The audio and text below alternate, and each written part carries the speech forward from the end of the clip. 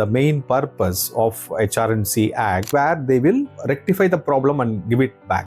There are over 44,000 temples which are illegally occupied. 98% of the people, the executive officers, are not appointed on a legal terms. But what happens now with all these illegal EVO appointees?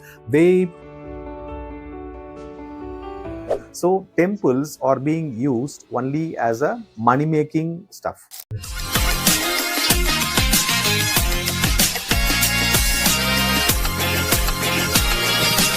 In today's guest, we are honored to have Mr. AK with us. AK, widely known as a political analyst and social commentator, is the voice behind Dharmic Indians, one of the largest online communities on X dedicated to protecting and promoting Sanatana Dharma. He is an active part of Alayam Kappom, a temple-preserving people's movement committed to liberating Hindu temples from government control, reviving their ancient glory, and protecting the temple ecosystem across Tamil Nadu and Bharat. Alayam Kappom, Tamil for Save the Temples, is a collective movement of devotees, activists, and dharmic organizations working together to protect temples and restore traditional temple administration. The movement strives to free temples from state control, preserve temple arts, cultures, and heritage, unite devotees beyond caste, language, and political divides, create awareness and pursue legal and social action for temple welfare, strengthen faith in Hindu Dharma, and counter religious conversions through awareness and education. Every group that joins Alayam Kappom retains its local identity while contributing to the larger cause of protecting temples, traditions, and the right to worship freely. Alayam Kappom stands as a federation of faith, bringing together those who believe that saving our temples is preserving our civilization. It's our honor to have Mr. AK with us to talk to us about Alayam Kappom and the goals of this organization. So let me just, if I can rewind back a couple minutes and then go back to your thing. Something that is that I've been meaning to ask is that about the 30,000 temples that you said that have been absolutely ruined because of no income and all that. So can we talk a bit more about it? You said there is a temple in Kanjivaram, which is a nearby town to Madras or Chennai. So I want to talk about some temples like that, like which has got no revenue now. So what has happened? Like, why was a temple pushed to that situation that it is right now, where it's struggling even for basic amenities for a temple, like someone to go little lamp? So why do you think that has happened? Is it just because of the footfall reduction? If that is the case, why was there a footfall reduction? Like, did Alayam Kappom have some insights on that? That's a very good question, Nasti. So why do we don't have footfalls? See, we don't appreciate, right? So the more the quantity, we don't value and cherish this. That's a psychological aspect of it. And we have over 40,000 temples, and compare the south alone compared to the north of the Vindhyas. So we have to just go back to the history there. Like when there were this Mughal conquerors and invasion happening, and our like Hoysala kingdoms, the Vijayanagara Empire, they're able to stop it. So most of the temples in the south, right, especially this Tamil Nadu, was prevented at the border of the Karnataka. What has happened is that though that Mughal conquerors were stopped, right, by those Nayakas and other people, but even though two or three people came, like Uluka and others, still Madurai and all the stuff, most of the temples were not destroyed because that was stopped there. And we fail to recognize that. That's one part, psychological part. So you see, like if you go north or west of India, even a single temple, they fight back, right? They say that I need to take back. I can't. So that spirit and that energy and the passion, what they have for the temples is very high.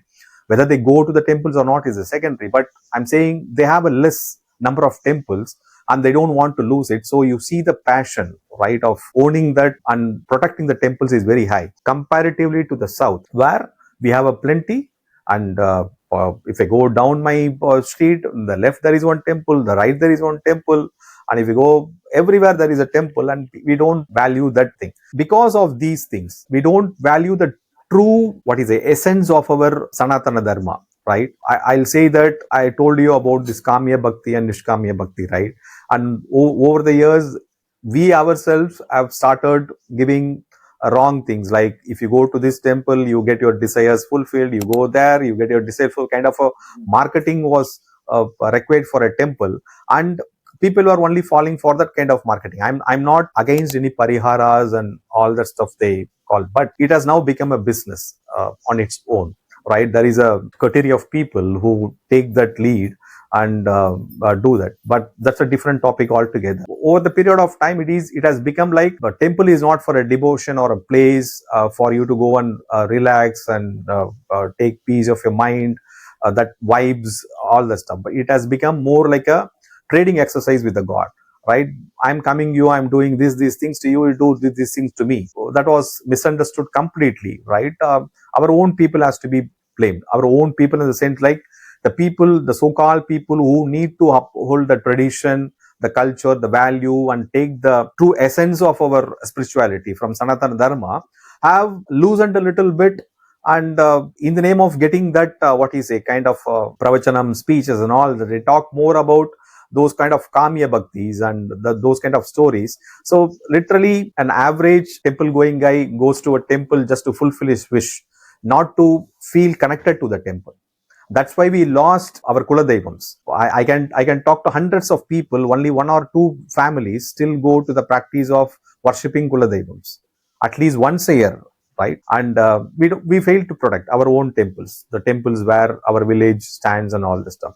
So these aspects together in its own way, right, has deteriorated to know why the temple was there, why so many temples, as I said, it was a hub for everything. So in those days, right, all public gatherings will happen in temple. In say Kambaramayanam, right, by Kambar, they did this Arangetram in a temple. Our Sekiras, Periya Puranam, and all these things, right, were done in the temple.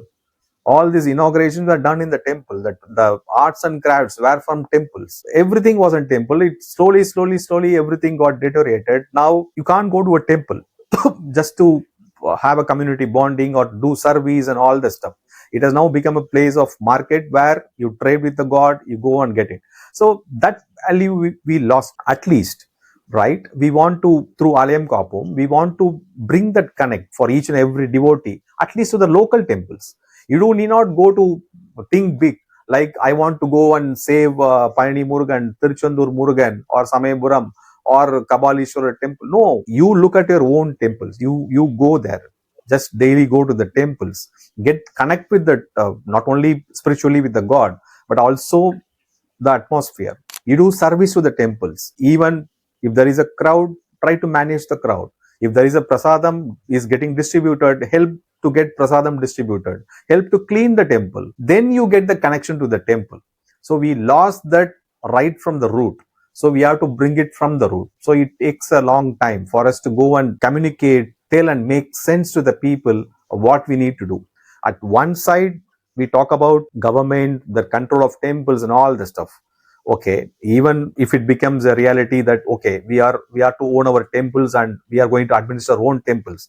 How we are going to administer is the second part of it, which you need to prepare, right, those youngsters and to see what value it gives. So these are the two sides we want to bridge the gap through Alayam Kappom and with various other projects we do. So can you throw some light on some of the activities that Alayam Kappom has done to bridge this gap between people going to temple just for seeking the connection to the temple? Yes, through Alayam Kappom, we are leading many initiatives, right? As I said, we have to address this problem through three different means. What do the three different means we have, right? Is one, at a judicial level, right? There are some cases where we need to get into justice, we need to approach the judiciary to get it solved. That's the first step of. Then the second angle is that from a socio cultural political aspect of it, we need to bring in that kind of awareness to the people, kind of a civil movement to protect and represent those problems through political means or social means also. That's the second part of it. The third part of it is to the public. Basically, we need to get it to the public to make them understand what we want to do. From this, we have done in all these phases, three different phases. Alayam Kappom has filed many cases in the honorable courts, and we have won a couple of those as recent as in stopping a temple demolition, right, in Chennai. And in one of the case where we won was the temple was about to be demolished because of this metro connections near the temple, and they want to demolish the temple. We stopped it, we pursued it through the court of law, and we got judgment in our favor. Likewise, we take the kind of legal route, and we also work with the temple activists, renowned activists like, say, T.R. Ramesh, whom everybody will know. He's a pioneer, and he's been an inspiration to me and many others. And he's a very good friend of me also. And we work with him closely, and we collaborate in many areas. We do a lot of RTIs on temple related stuff, gather information, do a lot of research, which will help us to represent these things legally, right, with our advocates and other stuff. So these are the things we do from a legal aspects of it, and that is the political aspect of it. So the third one is on the social front, that kind of a civil awareness that we need to create with the public. The public need to understand why temples are important, what is the significance of temples, bringing back the temple ecosystem, those aspects of why they need to protect the temples and all that needs to be told. That should be a kind of a public awareness.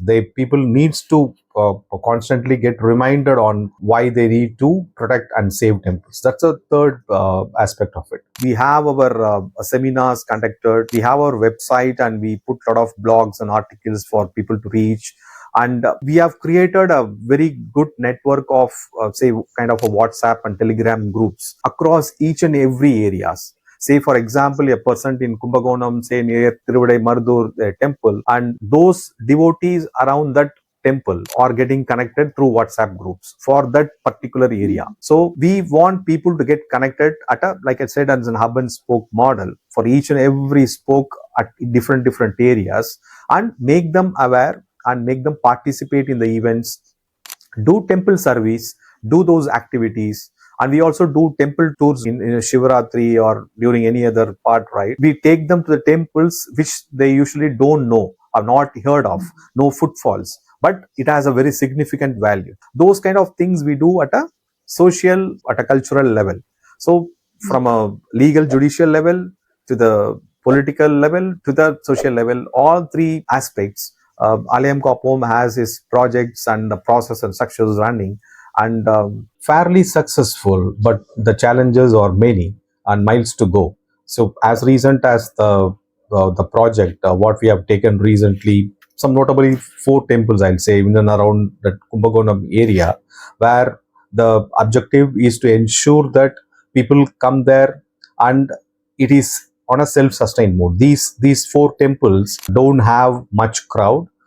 The people coming and visiting the temple, and they don't have the daily means in terms of money to conduct the daily rituals and other stuff. So we took up it as a project, and I'll say that fairly now the footfall has increased. See, the idea here is that to ensure that you create this temple ecosystem with that village, and you encourage people, those dharmikas, to come and visit the temples, and they come on a daily basis, they contribute to the causes of the temple in terms of money, in terms of physical help wherever required, and the temple starts doing these daily rituals, pujas, and those functions coming once a year and all this stuff. So it is on a self-sustained mode. Thereby you increase the footfall, and to a little bit of thing where people come to know that there is this temple which has this kind of speciality. There the word of mouth spreads and more people come in, then the temple become self-managed. While it is the government job to do this, but we can't wait till the government steps in, because we have a lot of other things to do, and government is not carrying much on this. So we have to take it up on our own hands. While there are thousands and thousands of temples, we can't do that. That requires a large amount of money, and most of our money comes only through donations, right? So this is a pilot project where we have been successful, and we are carrying on with this to the next phase, where we will be able to take up more temples. The idea is very simple: go to the temple, ensure that awareness created to the locals there, and ensure the perennial things is being restored. The funds come in, the local devotees contribute to the temple causes and donation, and it becomes self-sustained. You work there and then you move out after 6 months to 6 months to 12 months. That's all. So it is just to ensure that you find a way. Then you guide them, you advise them, you monitor them, and you support them wherever is required. As I mentioned, there are thousands and thousands of temples, and we can't afford to do that. But this project has kicked in and it's been successful, and we have started this with the 4 temples, have been expanded now to another 4 temples in and around the area, and soon we have to take more temples in this model. And once this is successful, this will form as a template how a temple is managed, and all these are done through donations. And while we speak about donations, the money on one hand, what is equally required is the physical help, the volunteer support. While Alayam Kappom Foundation has many dharmikas, erudite people coming from different walks of life, they contribute much on physical, on monetary terms to these things. What we require, what support we require is that for the people who are there in and around, say for example Chennai or the Kaappom area, we need the physical support. And for dharmikas outside who can't contribute, then they can contribute through money and other means. So this is how this project is going on, and it's been fairly successful thus far. See, when it comes to temple causes, everybody should own. It's not some one person coming and he takes the lead and he does it. It doesn't work that way.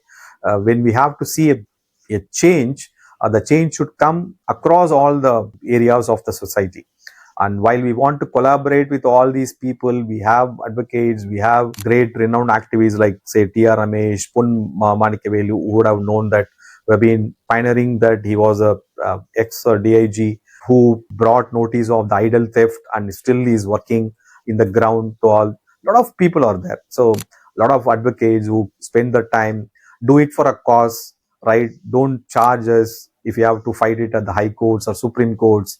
And it's a good team. At the same time, we also need people who can help us physically when we are there here in Tamil Nadu. It's absolutely wonderful to see what Aalayam Kappom is doing to help these temples. And I also see a similar pattern with another organization, because I spoke to another organization about something else. They are into education and all that. So they had a similar concern that they have money, like they have some supporters who are willing to help them with money, but they don't have the manpower. And I think as a common person, right, I don't know if I can help through any of your political issues or through code and all that. If as a common person, I think this is a request to everybody who is watching. As a common person, the least that we can do is go to a temple and see how can I be of help, how can I volunteer. And I also absolutely love the idea of doing temple tours during say Pradosham or say Girivalam, all that, right? Rather than going to I'm not against going to all these popular temples. It is needed, but also once in a while go to the temples that doesn't have much of a footfall, right? That might prevent, we don't even know, that might prevent that temple from completely vanishing from the map, right? Because I think having some financial help to the temple, or just being there for these occasions, I think that would definitely help. And I think I should thank you for doing that. So, as a common man, as a common person, I have this question. If I want to help Aalayam Kappom, say to be the volunteer in the temples that you are trying to restore, say, how can I be of help? How can I reach out to you to see if I can be of help? We are at a very critical junction here. If we don't take any action now, then God only can save us. If that kind of thing. I'll tell you, Hasti, one more important data. These archakas, right, who the priest of the temple, they don't get any money. All they do is that hereditarily they've been serving the temples as archakas, doing pujas. Their forefathers did, their grandfathers did, and they continue the tradition and they come in. Now, I'll tell you, if you don't support them, why I'm saying we have to support, because they don't get any money. Even whatever we offer them after the darshan through these archanas and all the stuff. This government is putting a strict control, saying that you should not pay directly to the archakas, and they are stopping that. That's a separate story as such. So in point, what I'm trying to say here is that those archakas are not treated well, and they are not making any money in the service of the temple. So we need to protect them. The data, what I'm going to say, will surprise you. In a decade or so, if this trend continues, there will be no archagas in any of the temples. I mean, what we see here, I have personally visited many temples. Our Alayam Kappom team members have visited many temples, and the data is that what we have, those archagas are from the previous generation, and they continue still. We have seen archagas who are 70 years old, 80 years old, who are continuing the tradition, and their sons or grandsons are diversifying into different areas. They are not following the tradition because that is not economically viable for them. Now there are opportunities, more opportunities. They don't pursue the tradition. So who fails them? They have been so far protecting our temples, and we should not fail them. So we need to help them. So that's very critical juncture. When I talk about this pilot projects of funding temples and making them self-sustained, there are three parts to it. One, get that portion of that money as coming as a donation to ensure that the daily rituals and special occasion, pujas and other things takes place, and prasadam is distributed to all the people who come to the temple. The second part is help the archakas. You give a certain sum to the archakas on a monthly basis, so that whatever small it is, that will help them to sustain their living. Third part is that we also have to bring back the glory. I said, when I say bring back the glory, there used to be those Oduas, those Nadaswara Vidwans, Tavil Vidwans and other people used to play instrument inside the temples and recite those sacred hymns, Tirumurais and all in Shiva temples. And they are also not being taken care by this government or through this HRNC Act or whoever it is. So we need to help them. It is not only from a traditional point of view, even from a cultural point of view. And as part of our, again, the temple ecosystem, we need to ensure that they get the living through those small means. So this donation as part of this pilot project is split into three parts. One, help the temples to conduct the rituals, daily pujas, to help the archakas to give some monthly basis so that they continue. And third is to support those Nadaswara Vidwans, Tavil Vidwans, making them come and play on the special occasions and help those Oduars back. And that's how we have to bring into this fold. If you want to do nothing, but you want to help us, then the best thing is that spread the word, right? What we want now more than the money, the physical support, what is lacking is that awareness and in the larger public discussion. So spread the word, speak about those issues, come up with solutions, contribute yourself through your thoughts. And while money and physical help can also help this cause, speaking about this issue, when you go and meet your friends, when you go and meet your relatives, when you have your social gathering, discuss about these issues and spread the word. So that will help us a lot in gaining this momentum for this cause. So that's an important thing which I want to do. And Hasti, you're doing a fantastic job. So you have called me and you have discussed these issues. That's a very big service you are doing. When people see this video and people understand whatever we have discussed, and now they contemplate, they think, and they want to contribute in any of the form what I said. So that's the success of the entire mission. And that way, uh, all hands are united, and that's a success for us, for all the dharmikas and all the Hindu causes, especially for the temples. Yes, I cannot agree more to it, because I think as an individual, this is how I see the issue. I understand the issue, but what is that I can do personally? How can I solve this issue by taking one step towards it? I think at the bare minimum, what we can do is at least understand that there is an issue. I think that's the first part that I see from our conversation for the past 1 hour. What I see is, first, every one of us should understand that there is an issue. There is no point in neglecting it, saying it, hey, no, the temples that I visit are good, so there is no issue about it. No, there is an issue that we must first understand, that there is an issue. The second thing is to see what can I do to see if I can help to resolve this issue. I think the bare minimum that we can do is at least go visit these temples, be if you can be of any help, volunteer as you said, and then see if you can support, maybe do like maybe give 10 rupees to that, when you visit the temple or something like that, right? The bare minimum that you can do. And then something that does not cost you money or your time is to spread the word, at least make people aware of this, is there is an issue like this and there is an organization who's helping.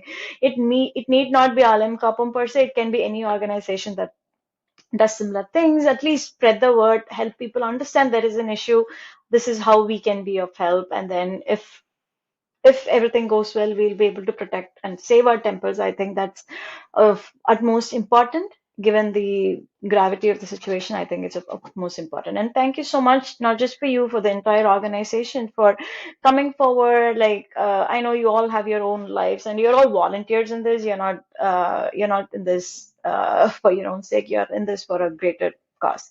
And I absolutely wish all the very best. And if someone wants to take away at least one point from this entire video, is to see how can you be of help, support your local temples, support your Kuladevam, support the temples that you see that doesn't have much footfall. See how can you be of help to restore and to preserve that culture. By preserving temple, we are just not preserving the temples, we're preserving the history, the culture, our own society. So I think everybody takes one step towards it and then achieves it.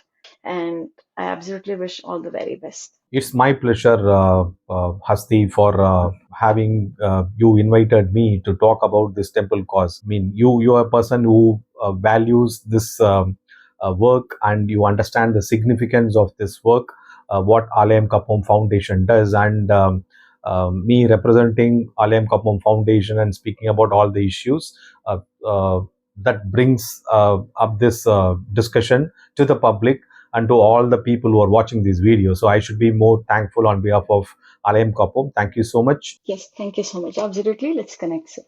Thanks.